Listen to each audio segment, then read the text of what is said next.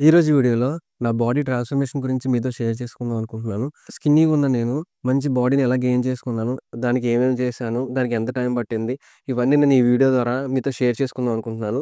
So, వీడియోని పూర్తిగా చూడండి. ప్రతి ఒక్కరు ఏదో టైంలో జిమ్ అనేది స్టార్ట్ చేస్తారు. కానీ జిమ్ స్టార్ట్ చేసేటప్పుడు ప్రతి ఒక్కరు 3 థింగ్స్ అనేవి కంపల్సరీగా ఫేస్ చేస్తారు. ఫస్ట్ వచ్చేసి ఫెయిల్యూర్స్. ఫెయిల్యూర్స్ అనేవి కంపల్సరీగా ఫేస్ చేస్తారు. సెకండ్ వచ్చేసి లెర్నింగ్. ఆ ఫెయిల్యూర్స్ నుంచి మనం ఏం నేర్చుకున్నాం అనేది. థర్డ్ వచ్చేసి గ్రోత్.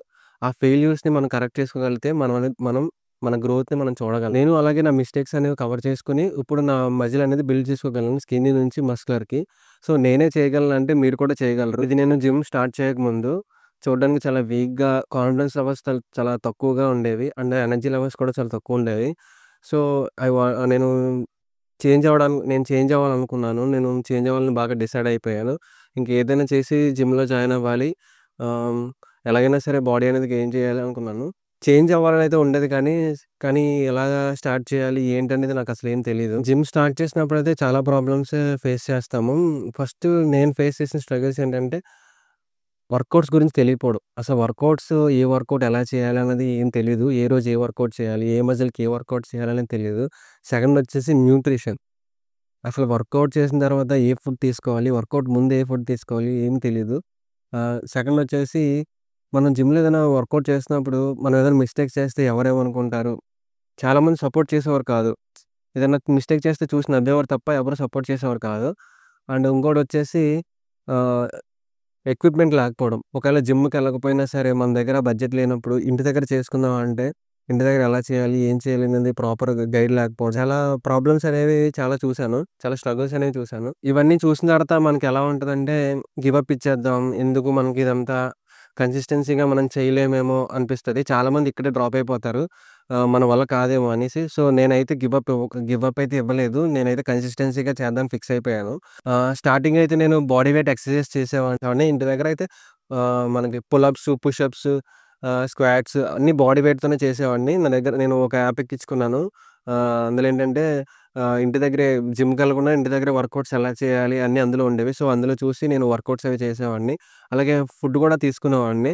అది నా బడ్జెట్‌లోనే. నాకు బడ్జెట్‌లో ఏంటంటే సోయా చంక్స్ అని, మిల్క్ అని, ఆహ్, లేదంటే పీనట్స్ అని ఏదైనా ప్రోటీన్ ఉందంటే చాలు అది మాక్సిమం తీసుకోవడానికి ట్రై చేసేవాడిని.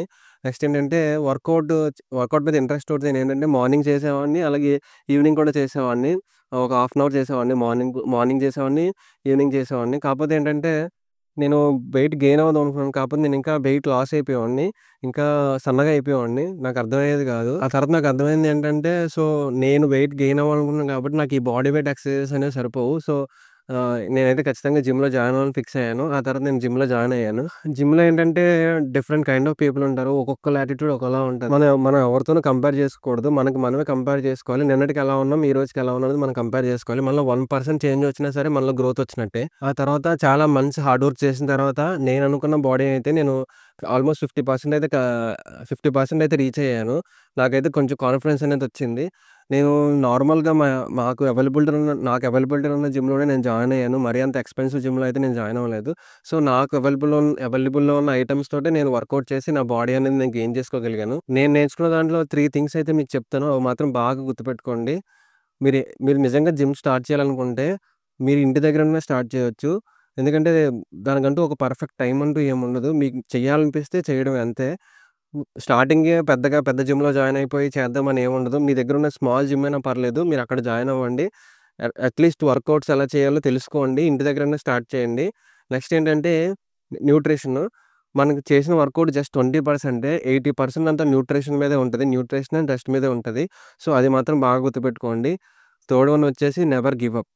గివ్ అప్ అనేది అసలు ఇవ్వొద్దు. మీకు మారాలని ఉంది అనుకుంటే మాత్రం కంపల్సరీగా కన్సిస్టెన్సీగా చేయండి. రిజల్ట్స్ అనేవి కొంచెం టైం పడతాయి.